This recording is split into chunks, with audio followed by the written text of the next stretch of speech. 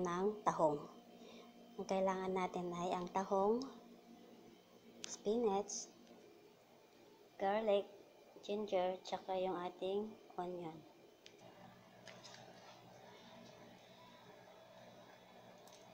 Lagyan po tayo ng konting butter. Lagyan na natin yung ginger, tsaka yung garlic.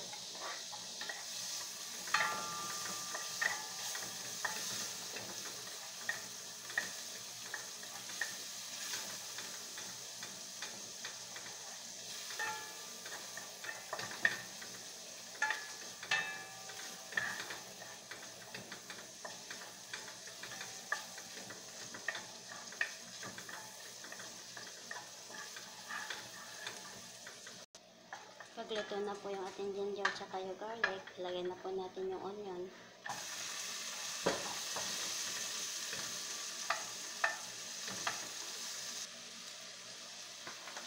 Tapos lagyan natin yung tahong.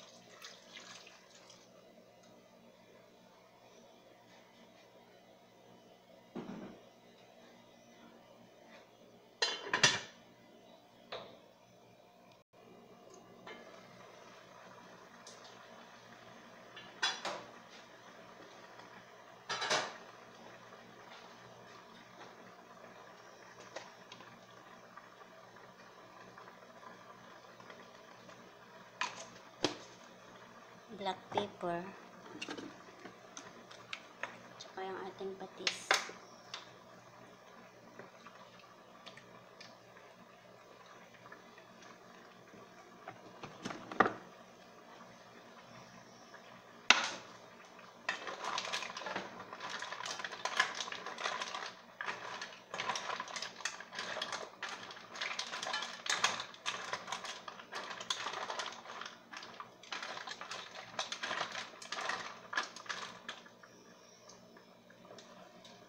Tsaka lagay na rin po natin yung ating spinach.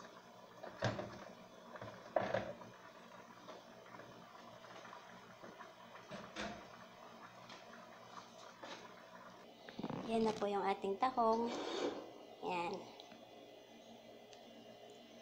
Yan, huwag pong kalimutan mag-subscribe at mag-likes. Pwede rin po i-share para po matuto tayo sa iba't ibang luto ng mundo.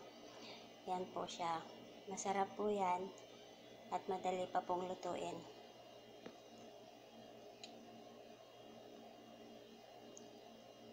Pwede rin po kayo mag-comment para alam ko po ang aking ginagawa at alam ko po kung ano yung pwede ninyong idagdag sa aking ingredients. Yan.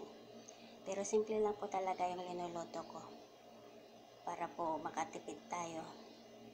Pero masarap po siya, huwag kayong mag-alala, kahit tatipid po siya, masarap. Yan, sa susunod na video po, maraming salamat po ulit. Yung mga baguhan po, huwag pong kalimutan pindutin ang subscribe at saka yung katabi ng bell para po ma-update po kayo sa lahat. Yan. God bless po. Bye!